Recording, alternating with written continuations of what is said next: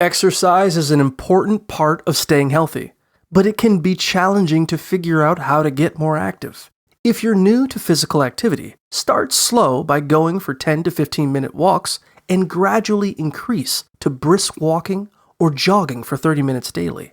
Incorporate strengthening exercises 2 or 3 days per week, and consider trying yoga or Pilates for flexibility. Listen to your body's limits and consult your doctor if you have any medical concerns.